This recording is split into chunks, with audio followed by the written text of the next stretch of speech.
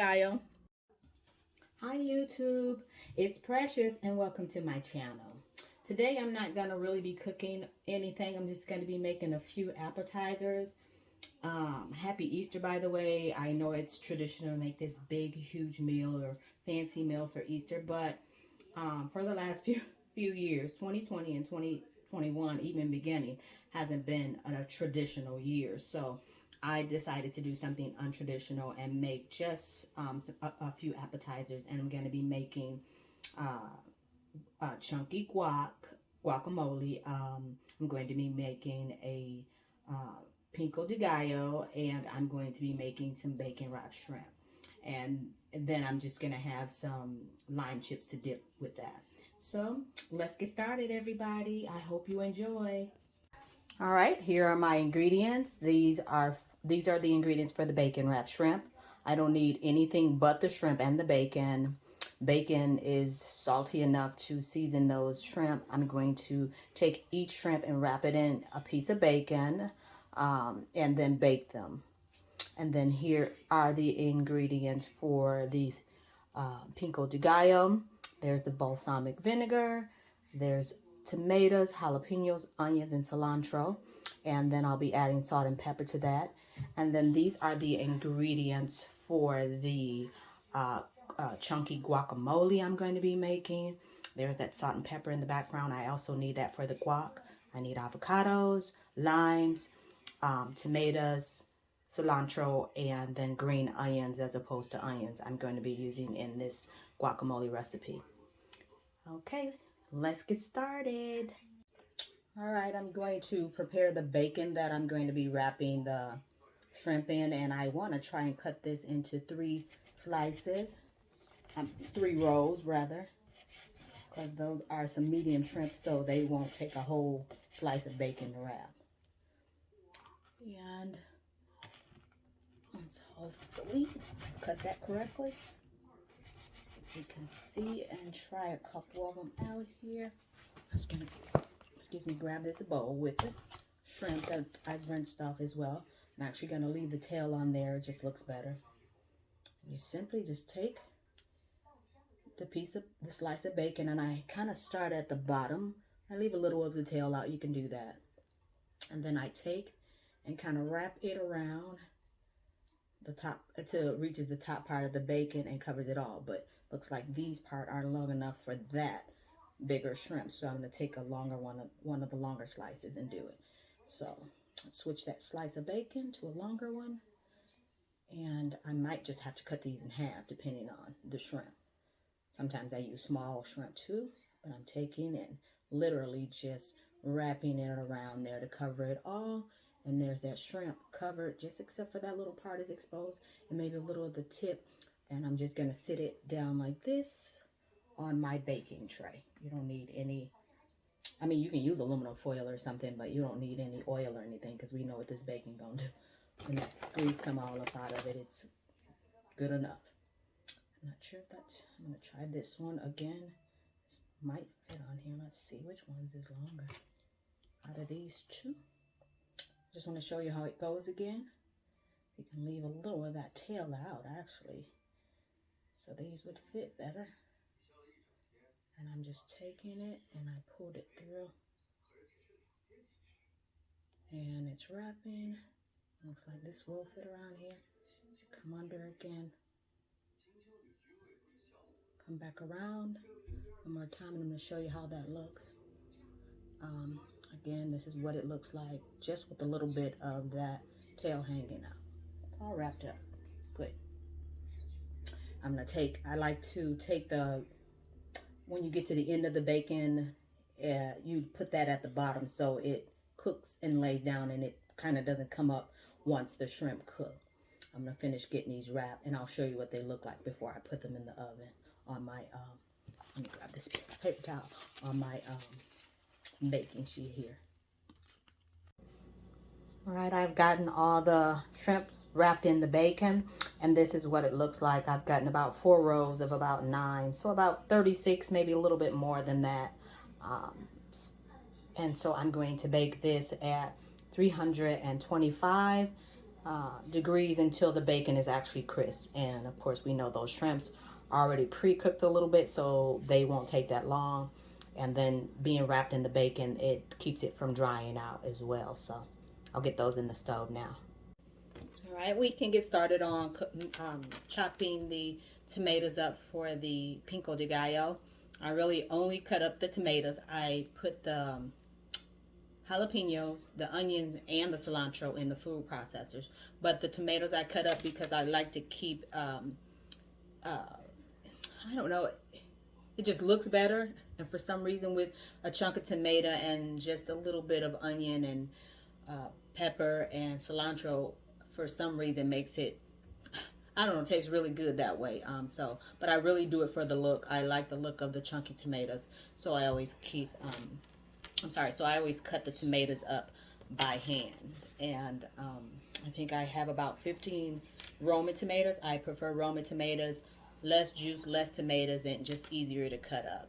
So I'm gonna get those cut up now and I'll show you what that looks like.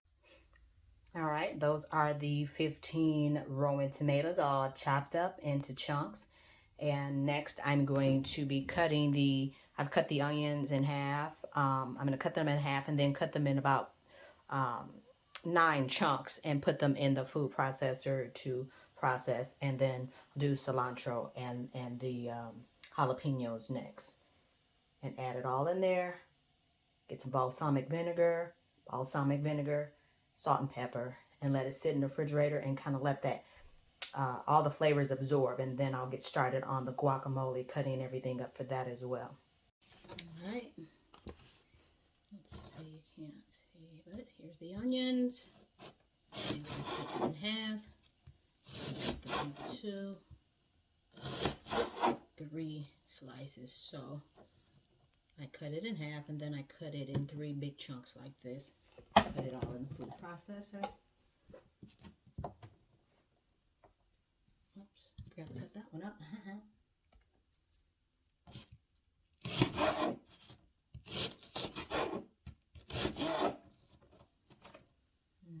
Add that in there. Let me just rinse this one off here. That fell in the chair. Give me a sec.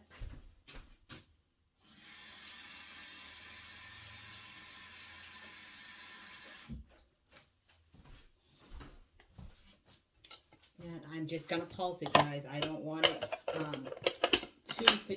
too mixed or chopped up, just so it'll still leave it in like thicker chunks. I'll show you that as well. Okay,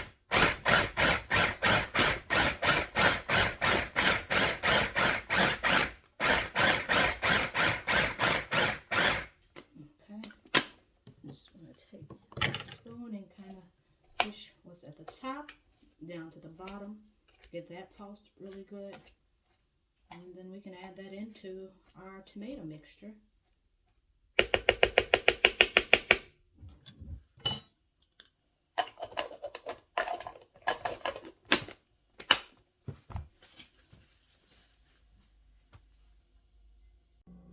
Those are the onions all chopped up, and now I'm gonna get these cut up and then chopped up in the processor as well.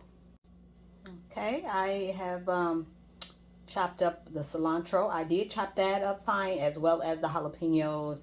I myself don't want to bite into a big chunk of jalapenos, so I wanted those 2 things to be kind of fine. I've already added salt to taste and black pepper. You might need to add more, so you'll taste it as you go, you know. So I'm gonna add the balsamic vinegar, and I only add a little at a time.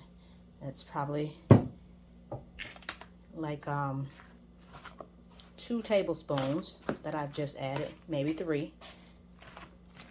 But what I do is I just keep adding a small amount until I get it to the taste that I like. And I'm gonna get this stirred in good, and I'll taste it with actually some nacho Doritos. I don't have my I think I forgot all about my lime chips, but I'll go pick some up later. I have to go out anyway, so I'll pick some of those up later. But for now, we do have actually several kinds of Doritos. I have some spicy nacho Doritos, and then I have some sweet and spicy Doritos as well. But I just want to taste it with the nacho Doritos. Spicy enough with the jalapenos in there.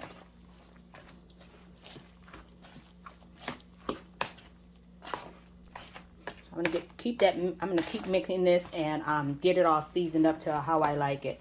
I'm gonna taste it and see what it's like now, and then I'll show you.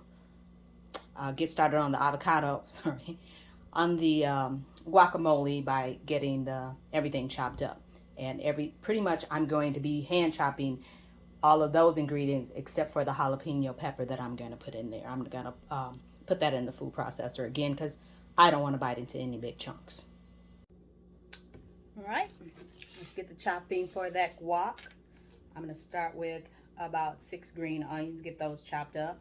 I've already actually chopped up by hand cilantro and the stems, and that was about a cup of it. And then I've chopped up 1 jalapeno in the food processor.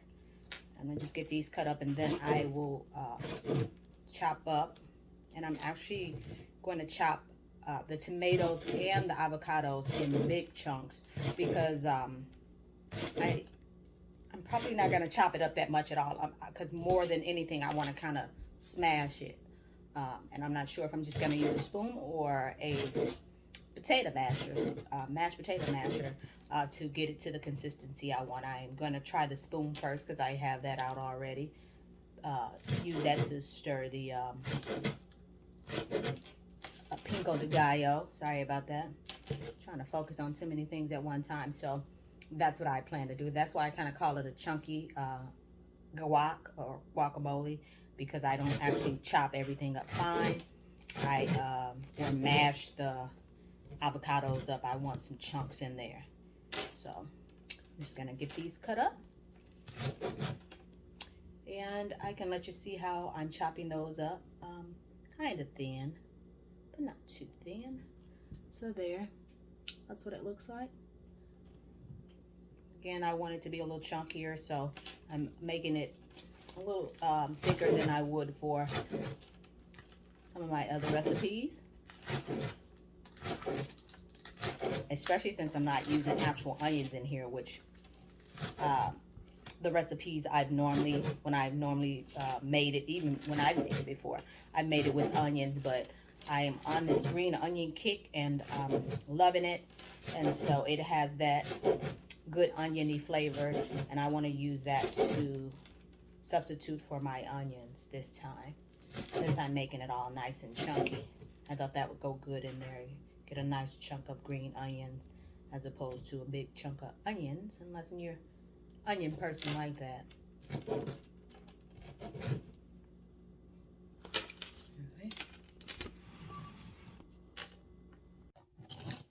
Now I'm cutting up the tomatoes, guys.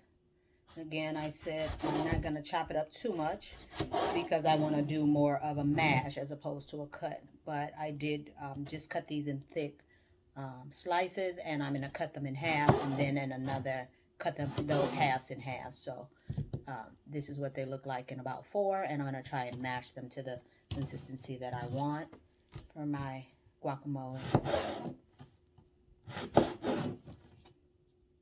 And I'm just using 2 large vine tomatoes for this recipe as opposed to the Roman tomatoes I used in the Pico de Gallo.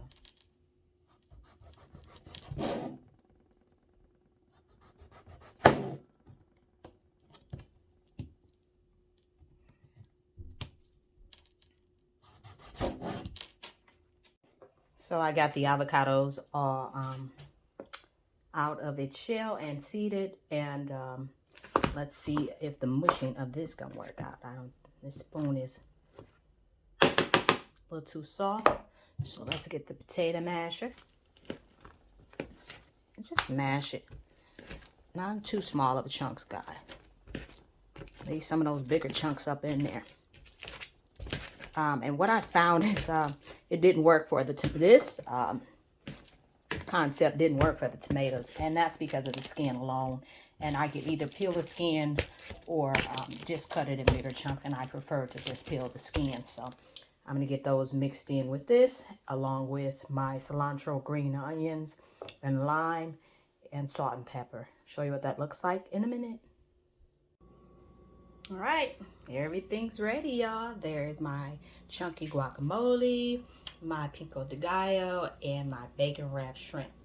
I am about to try it. There's my water. Let's see what it tastes like, guys. Okay. I just want to be quick before I taste everything. Just want to let you know that I had forgotten an ingredient, and I seem to have forgotten this ingredient in one of my last recipes, and it's garlic. You add garlic in the guac and garlic in the Pico de Gallo, and so I've added some of that in here already, guys, and I just want to get tasting and see what everything tastes like. Get a chunk of avocado and tomato.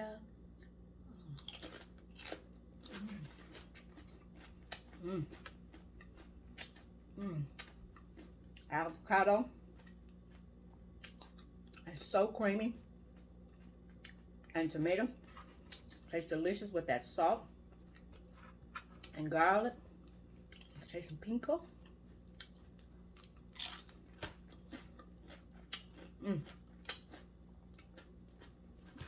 Pico de Gallo is so delicious. You can taste everything. The onions, the garlic, the tomatoes, that balsamic vinegar, that tangy taste. Tomatoes bring that sweet taste in there to kind of balance it out. So delicious.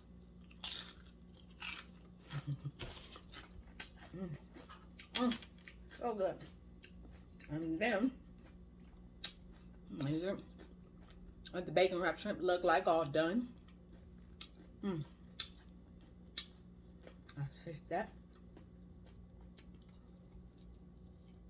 I kind of just like to pull it right out of the tail. Peel that bacon off if it got on the tail at all. The crispy, salty outside, soft inside of the shrimp. Delicious, guys. Well, that's another one of my videos. I make guacamole, Pico de Gallo, and bacon wrapped shrimp. I'm going to finish eating. I want to thank you for watching my video. This is Precious. Please like and subscribe. Bye-bye.